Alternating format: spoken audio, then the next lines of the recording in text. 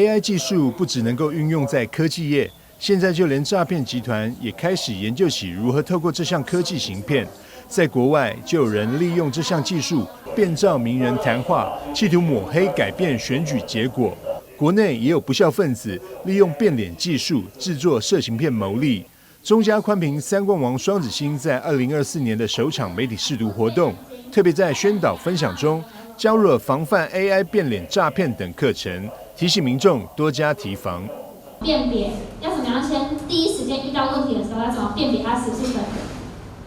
跟大家讲一个，其实听我们那个有个其他医院的护理师他推荐的方法，你们平常家人之间感情好一点，你们就设个通关密语嘛，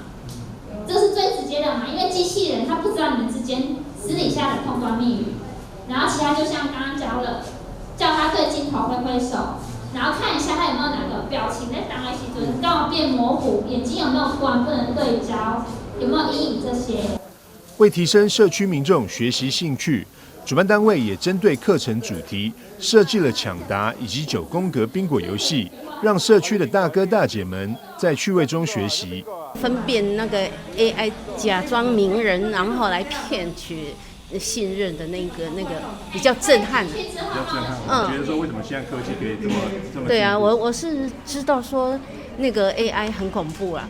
好，当然有它的好处，但是呢，如果运用在不好的方面的话，就很恐怖了。很多知识似是而非，今天都能够确定它的正确性，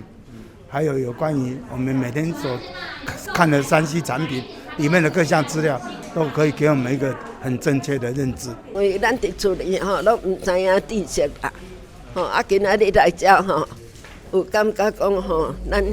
安尼迄个种种的问题吼。互咱会了解吼，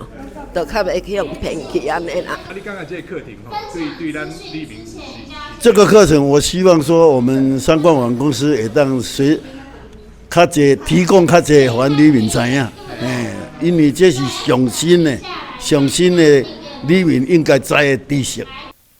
中嘉宽频三冠王双子星总经理陈建春表示，媒体识读宣导除了分享各种反诈骗新知，也在课程中分享了如何辨别假消息，内容实用且有趣。也欢迎对课程有兴趣的社区民众或者是学校团体，可以免费向公司报名。媒体识读报名专线06-281-5194转8516许小姐。记者张硕维台南报道。